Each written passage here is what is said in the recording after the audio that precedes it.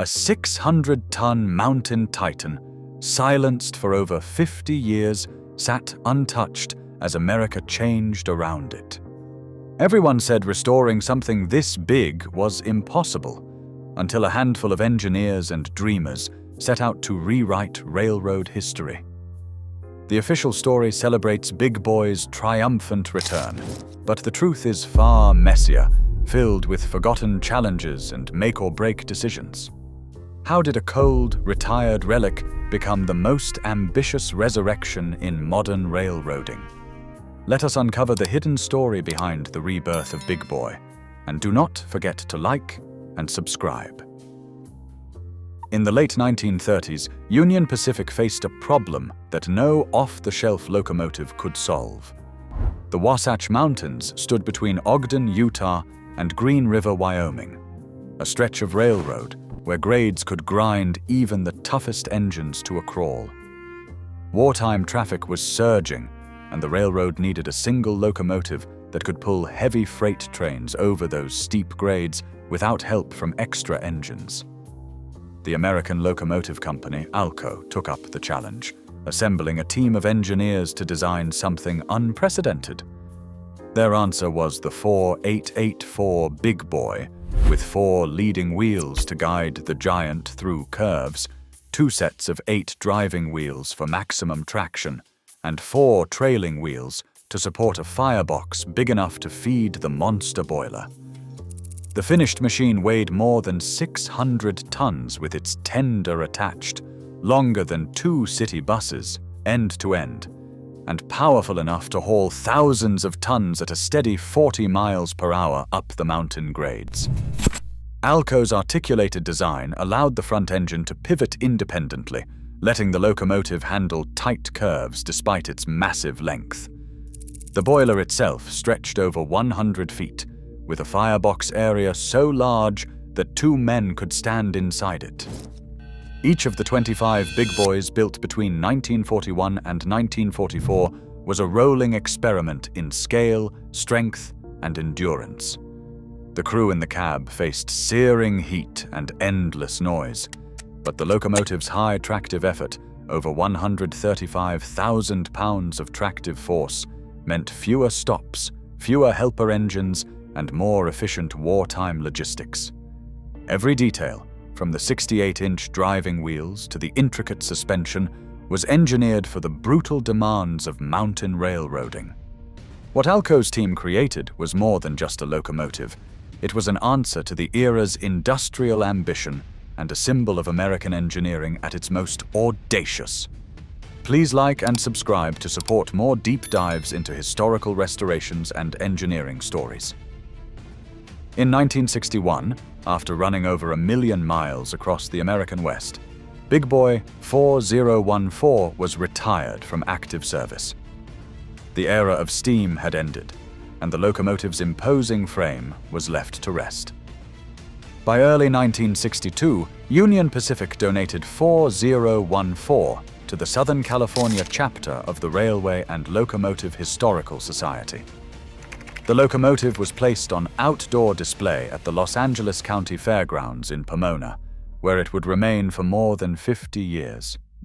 For decades, 4014 stood silent under the open sky, a monument to a vanished age. Visitors walked beneath its towering boiler, tracing their hands along steel that had once conquered mountain grades. The dry Southern California climate offered a kind of accidental protection, unlike other steam giants left to rust in harsher weather. 4014's massive frame and intricate machinery suffered less from corrosion. Still, exposure took its toll. Paint faded under the relentless sun. Dust gathered in every crevice.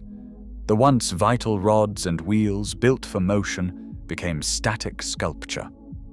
As the centerpiece of the Rail Giants Train Museum, 4014 became a touchstone for generations of rail enthusiasts and families.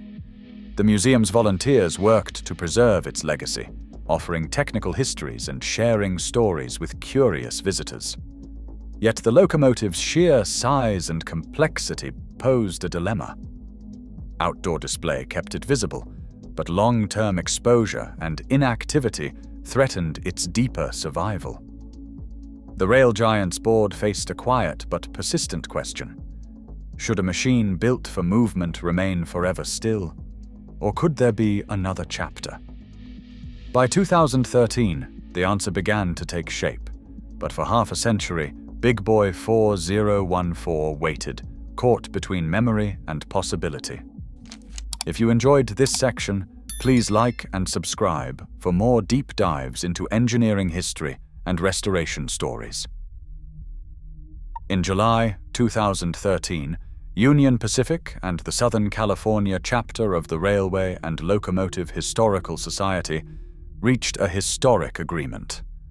After more than 50 years on display, Big Boy 4014 would return to the railroad that built it. The museum received Union Pacific 3105, a diesel locomotive, and Caboose 24567 in exchange, a practical trade that left both sides with a piece of living history. For rail giants, it meant saying goodbye to their star exhibit, but also ensuring 4014 would not simply fade away under the California sun. Union Pacific's contract team worked closely with the museum's board, weighing the risks and logistics of moving a 600-ton artifact that had not rolled in decades. The first challenge was extraction. 4014 sat landlocked at the Pomona Fairgrounds, isolated from any active rail line. Crews deployed temporary panel track, sections of rail assembled piece by piece across parking lots and access roads to bridge the gap between static display and the main line. Every inch of movement required careful planning. Engineers inspected axles, bearings, and running gear, balancing the need for safe travel against the locomotive's fragile, unrestored condition. On November 14, 2013, 4014 began its slow journey across the fairgrounds, inching forward on newly laid rails for the first time since 1961. The extraction was more than mechanical. It was a leap of faith, a bet that the world's largest steam locomotive could be revived and returned to mainline rails. The team's work set the stage for a 1,390-mile odyssey, with every mile ahead promising new technical and logistical hurdles. If you are fascinated by the engineering and human stories behind this resurrection, be sure to like and subscribe for more in-depth history. Union Pacific's logistics team faced a challenge few had ever attempted: towing a 600-ton steam locomotive, dormant for half a century, nearly 1,400 miles across 4 states. The journey from Pomona to Cheyenne demanded meticulous route engineering. Every bridge and curve between California and Wyoming was analyzed for strength, clearance, and weight limits. The move was not just about distance. In Cajon Pass, the tender's rear truck slipped off the rails, forcing the crew to halt the procession. With the locomotive's mass pressing down, re-railing required careful coordination, using jacks, blocking and re-railing frogs, all under the watchful eye of mechanics who knew that even minor frame damage could jeopardize the restoration. Once 4014 reached Cheyenne, attention turned to the shop itself. The original steam facility, built in 1919, was never intended for a project of this scale under modern safety codes. Structural engineers reinforced floors and trusses to bear the concentrated weight. A new 40-ton overhead crane was installed, designed to lift entire driving wheel sets and engine frames, an essential upgrade for the work to come. Ed Dickens, who led the Union Pacific steam team, oversaw these preparations. His crew, already known for their expertise with locomotives 844 and 3985, now stood ready to tackle the largest teardown in living memory.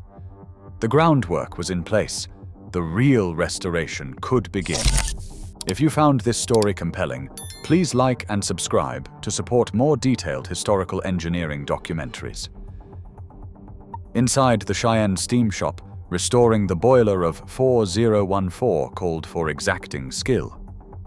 Boilermakers and metallurgists began with a vessel marked by decades of silence, mapping every inch of steel with ultrasonic gauges to uncover hidden corrosion or thinning.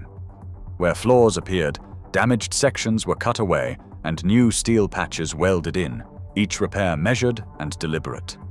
The heart of the boiler's strength lay in nearly 500 stay bolts, steel rods anchoring the firebox to the outer shell, each one vital against the pressure of superheated steam. Crews worked in tight, sweltering quarters, removing worn bolts, cutting fresh threads, and installing replacements by hand. Each bolt followed its own careful sequence: cut, clean, fit, tighten, seal. Months slipped by in this steady, repetitive labor. The suspension demanded its own precision. Original leaf springs, fatigued by years of weight, were replaced. Forge specialists referenced Alco blueprints, selected new SAE 5160 spring steel, and shaped each spring in custom dies. Heat treatment cycles were meticulously controlled, balancing hardness and flexibility. Every spring endured load tests up to 18,000 pounds before returning to the locomotive, ready to support the big boy as the boiler faced its next trial. If you appreciated this deep, technical look at the restoration, please like and subscribe to support more stories like this. Inside the Cheyenne steam shop, final preparations demanded a level of scrutiny that left no room for doubt.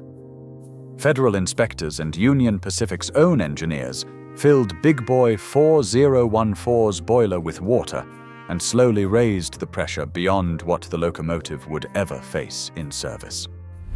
On February 6, 2019, the massive boiler held firm. No leaks, no failures. The hydrostatic test, a trial every mainline steam locomotive must pass, certified that a machine built in 1941 could still meet the strictest modern standards. With the boiler proven, attention turned to the new oil-burning system. The original coal grates were gone, replaced by a custom burner designed to atomize fuel oil and spread heat evenly across the firebox. On April 9, 2019, the crew lit the first fire. Steam crept back into pipes and cylinders, and the shop filled with the sounds of expansion and the hiss of safety valves. For the first time in nearly 60 years, 4014 was alive. On May 1, 2019, under its own power, Big Boy rolled out of the shop and onto the main line. Mechanics leaned from the cab as the locomotive eased forward, every motion watched for signs of trouble. Days later, 4014 joined Union Pacific 844 in Ogden, Utah, for the 150th anniversary of the Golden Spike. Crowds lined the tracks, waving and cheering as the world's largest operating steam locomotive thundered by. A symbol of American ambition restored by the hands of a new generation. If you want to see more stories where history, engineering, and human effort meet, remember to like and subscribe. Today, Big Boy 4014 thunders across the rails as a living link between innovation and memory. Its revival proves that preserving technology is not nostalgia. It is a blueprint for what is possible when history and engineering unite. We build tomorrow by respecting the giants of yesterday. Thanks for watching. If you enjoyed this video, please like and subscribe.